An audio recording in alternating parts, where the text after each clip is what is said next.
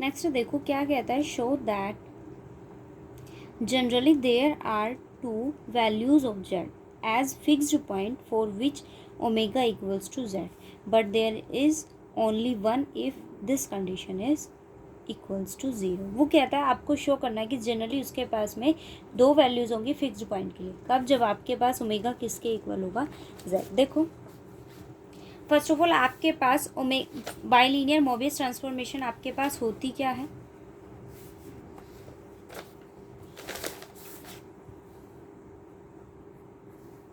Omega equals to A Z plus B over C Z plus D. ये function की value होती है हमारे पास,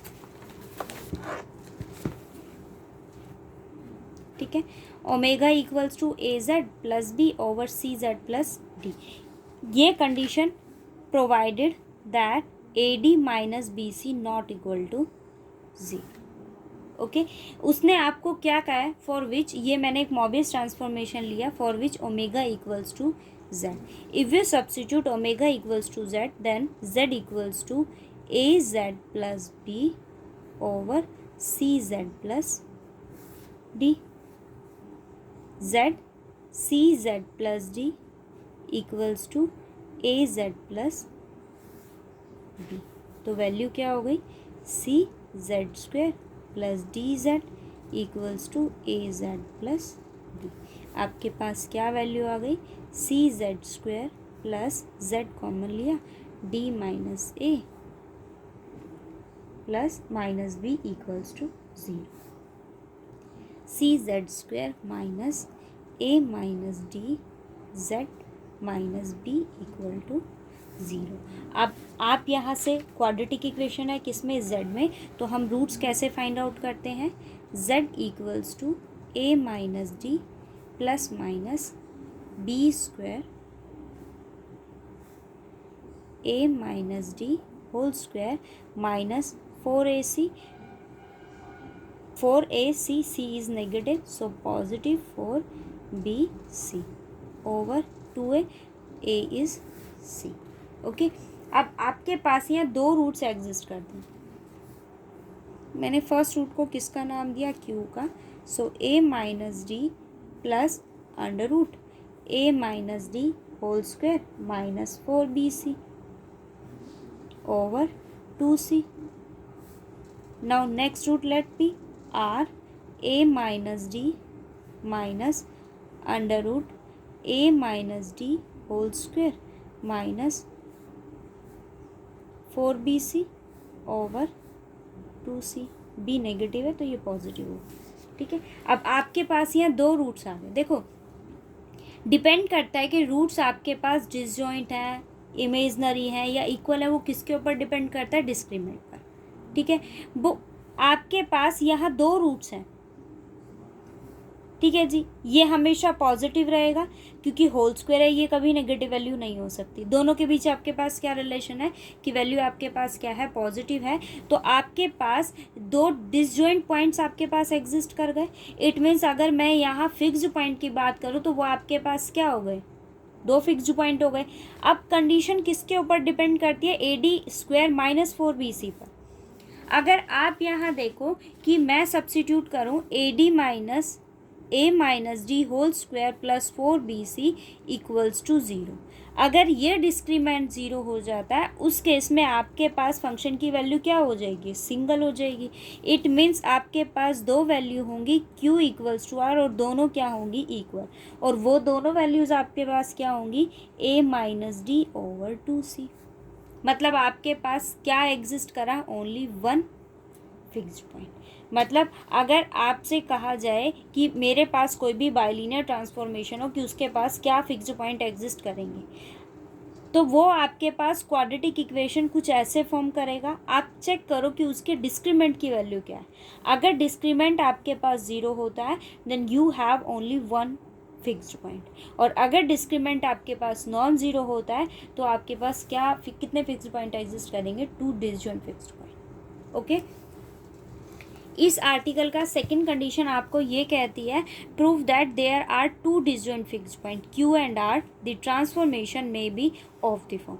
अगर उसके पास दो डिसजॉइंट पॉइंट एग्जिस्ट करते हैं, फिक्स्ड पॉइंट डिसजॉइंट एग्जिस्ट करते हैं, उस कंडीशन में उसका फॉर्म आपके पास क्या होगा ये। सो आप यहाँ देखो कि क्यू और आर मेरे पास दो फिक्स्ड पॉइंट क्या है, ये दो फिक्स्ड पॉइंट है किस इक्वेशन के। अब आप एक चीज़ यहाँ देखो, तो आप एक तरह से इस क्वाड्रेटिक इक्वेशन के रूट्स फाइंड आउट कर रहे हो। रूट्स की कंडीशन क्या होती है कि सपोज अगर आपके पास ए और बी उसका रूट है, इट मीन्स अगर आप गिवन इक्वेशन में सब्स्टिट्यूट करते हो then it will be satisfied, मतलब वो उस इक्वेशन को क्या करेगा, सेटिस्फाई करेगा। ऑब्वियस है। इट मीन्स अगर आप इस इक्वेशन को रिप्लेस करते हो या सब्स्टिट्यूट करते हो z equals to Q and z equals to R, then it's equals to 0। Q and R both are satisfy these equations. It means आपके पास इक्वेशन क्या बनेगी, C Q square minus A minus D Q minus B equals to 0। R satisfy करेगा, so C are square minus A minus D R minus B equal to, वो भी इस condition को satisfy करेगा। अब आप इनकी कंडीशंस को बनाइए, देखो सी क्यू स्क्वायर मुझे क्या फॉर्म में रिड्यूस करना है, इस फॉर्म में, ठीक है। सो मैं इसी अकॉर्डिंग उसको क्या करूँगी, ब्रेक करूँगी। Minus A Q equals to b plus d q, negative negative positive और उधर जाके क्या हो जाएगा, नेगेटिव। ओके, नेक्स्ट इक्वेशन क्या होगी, c are square minus a r equals to B minus r d. ये दो इक्वेशन मेरे पास एग्जिस्ट करेंगी। अब आपको क्या फॉर्म रिड्यूस करना है, omega minus Q omega minus R is equals to K Z minus Q and Z minus R. ये फॉर्म मुझे रिड्यूस करना। अब आप इक्वेशन लो,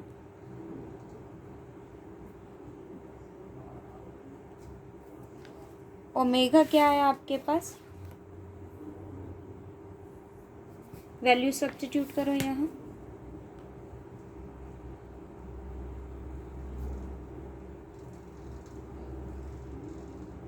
ओमेगा माइनस क्यू ओवर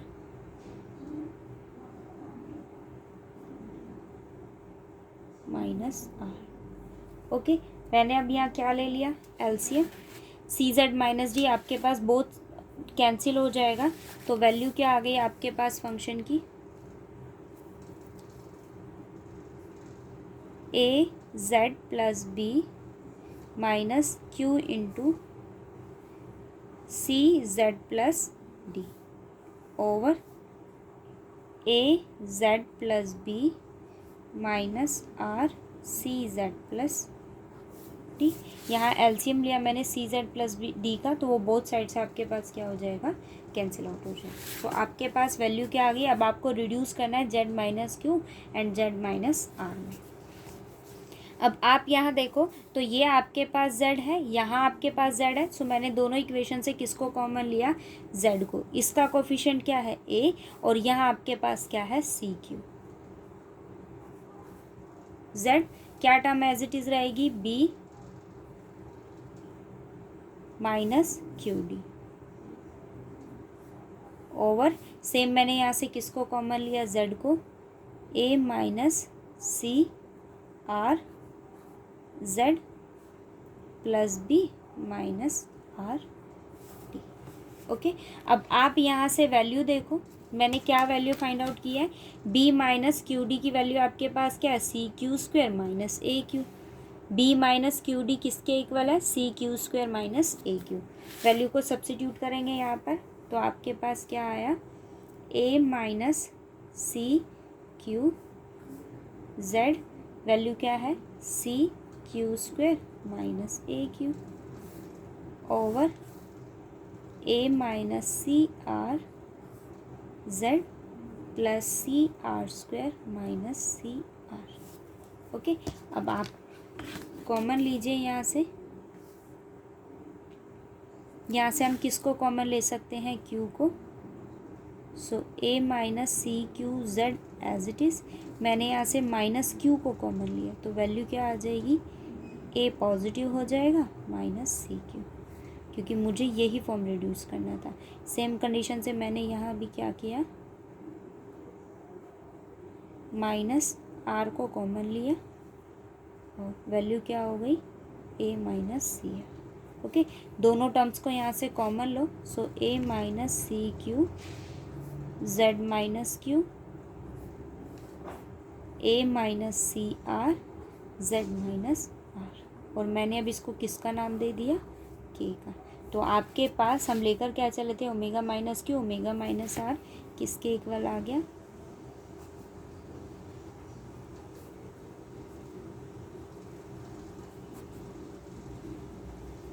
ये आपको शो, ठीक है।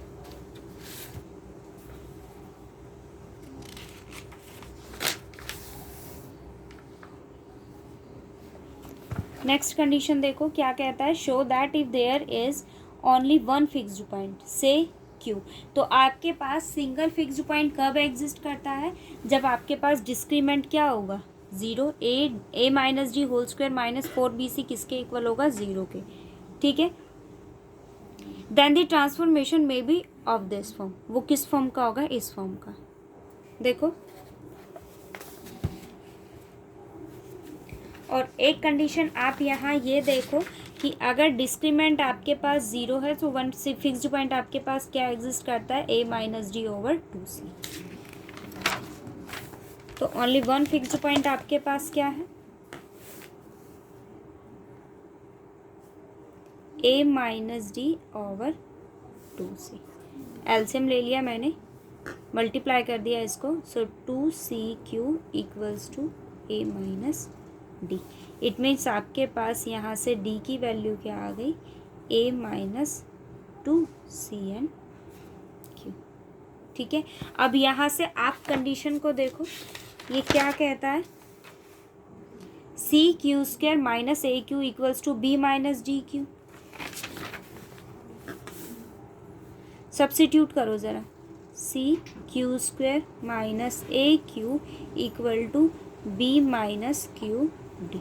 ओके, क्या कंडीशन उसने आपको दी है, 1/ओमेगा माइनस क्यू आपको फाइंड आउट करना है।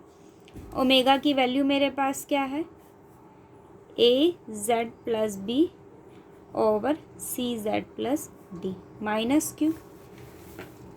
वही एलसीएम लेंगे, ये ऊपर जाएगा, सी Z plus D over A Z plus B minus Q C Z plus D, C Z plus D over A Z plus B minus Q C Z plus D. अब आप value substitute करो, देखो D आपके पास क्या form करता है, A minus 2cq। So C Z plus A minus 2cq over A Z plus B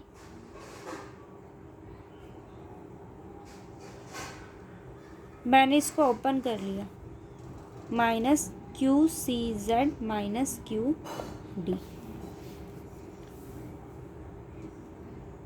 C Z minus, मैंने यहाँ से नेगेटिव साइन कॉमन ले लिया, 2cq माइनस ए। यहाँ देखो इन दो टर्म्स में से आपके पास z कॉमन आया तो वैल्यू क्या हो गई, a minus Q C z. ये क्या है, b minus Q d, but the value of b minus Q d is c Q square minus A q. Okay, अब इस टर्म में से आपके पास क्या कॉमन आ रहा है, q कॉमन आ रहा है, c Z minus 2cq minus a over क्या है आपके पास, a minus Q C Z plus q common लिया, क्या हो गया, c q minus a. Okay, अब यहाँ से दोनों टर्म में से क्या कॉमन आ रहा है, a माइनस क्यू सी, उसको कॉमन ले लो।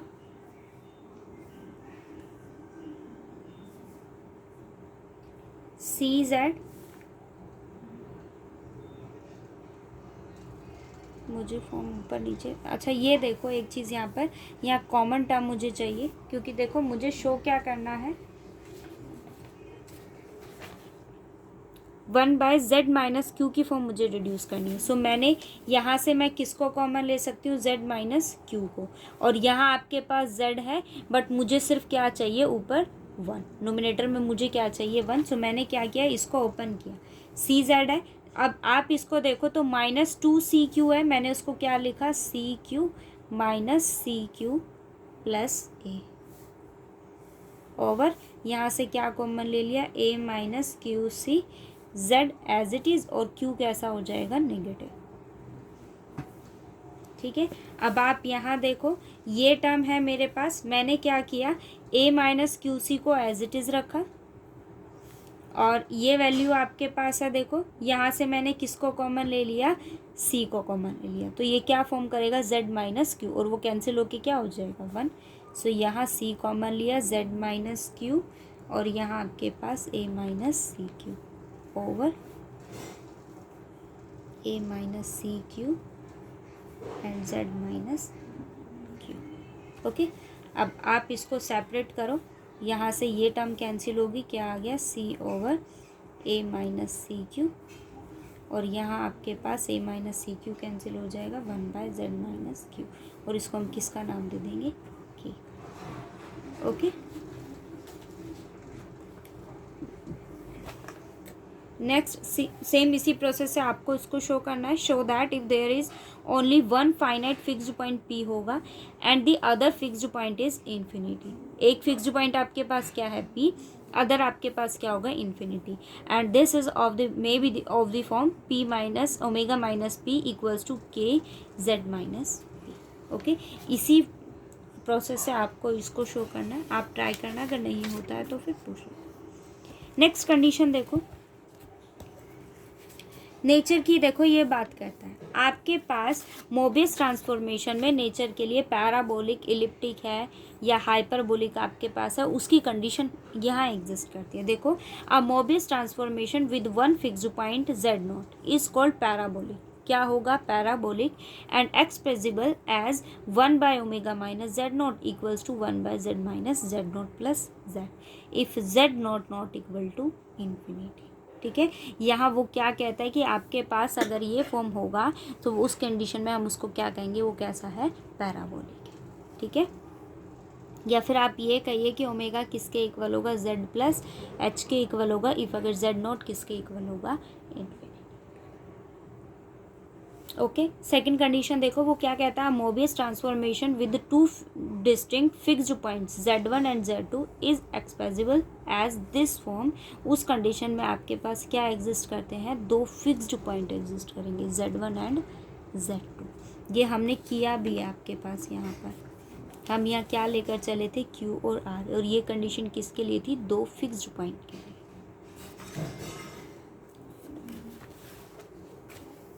A transformation with two different fixed points is called hyperbolic। क्या होगा, hyperbolic if k कैसा होगा, greater than 0, and elliptic if k equals to e iota alpha and alpha not equal to 0।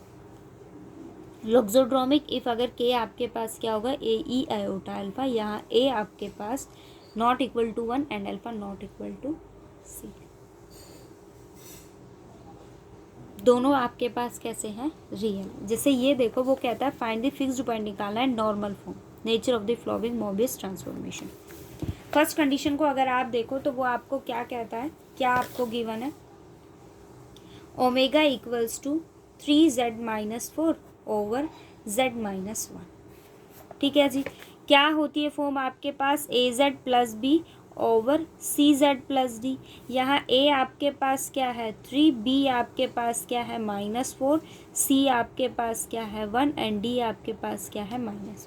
Fixed point की condition आपके पास क्या होती है कि ओमेगा किसके इक्वल होता है, z की। सब्स्टिट्यूट करेंगे, so z equals to 3z minus 4 over z minus 1। Equation बनाएंगे, so z square minus z equals to 3z minus 4। So function की वैल्यू क्या आ गई, z स्क्वायर माइनस z, ये उधर जाएगा negative 4z plus 4 equal to 0।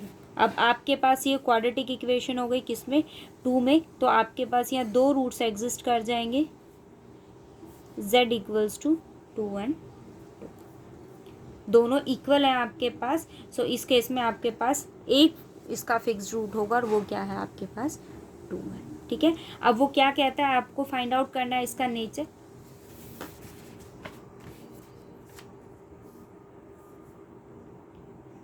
इसका nature find out करेंगे। ओमेगा किसके इक्वल है, 3z-4 ओवर z-1। वैल्यू क्या हो गई, omega z minus omega equals to 3z-4। ठीक है, अब आप इसको फैक्टराइज करो। यहाँ मेरे पास क्या है फंक्शन की वैल्यू 3z-4, और अगर आप यहाँ देखो तो इस फंक्शन की वैल्यू मेरे पास क्या है, ओमेगा z माइनस ओमेगा। देखो आगे, omega z minus omega minus 3z+4 equal to 0। मैंने यहाँ क्या किया, omega z minus omega minus 3z, मैंने यहाँ 2z ऐड किया, 2z को ही मैंने सब्ट्रैक्ट किया, 2 ओमेगा मैंने ऐड किया और उसी को मैंने क्या कर दिया, सब्ट्रैक्ट। बाकी टर्म आपके पास एज इट इज़ है। ठीक है, अब आप इनको कंबाइन करो। देखो ओमेगा z 2z पॉजिटिव है आपके पास और ये टर्म आपके पास क्या है, नेगेटिव। फिर आपके पास क्या है 2 ओमेगा, देखो omega z minus 2z minus 2 omega और प्लस आपके पास क्या है 4। बाकी टर्म्स आपके पास एज इट इज़।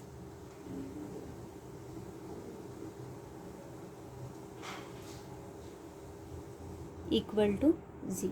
ठीक है, इसको फैक्टराइज किया तो फॉर्म आपके पास क्या हो गई, omega -2 and omega z-2 plus ये देखो -3z प्लस पॉजिटिव 2z है तो वैल्यू क्या हो जाएगी -z। ओके, और positive z minus omega plus negative वो पॉजिटिव है तो क्या आ गया plus omega equal to 0। Omega minus z-2। Okay, मैंने अब इसको क्या किया, 2 ऐड किया, 2 सब्ट्रैक्ट किया, नेगेटिव पॉजिटिव वाले को मैंने यहाँ रखा और नेगेटिव वाले को ओमेगा -2। ठीक है, ये पॉजिटिव टर्म है। अब यहाँ मैंने क्या किया, इसको ब्रेक कर लिया, ये टर्म मैंने कॉमन ली तो ये 1 होगा। यहाँ से आप दोनों के प्रोडक्ट को कॉमन लोगे सो 1/ओमेगा -2 और 1/z-2 इक्वल टू 0। इस टर्म को मैं उधर ले गई तो आपके पास क्या आ गया, ओमेगा -2 इक्वल टू 1 + 1/z-2। अब आप इसको देखो तो ये कुछ ऐसे फॉर्म करता है 1/1 omega -q equals to k + 1/z-q। ये हमने सेकंड फॉर्म पढ़ा ना आपका।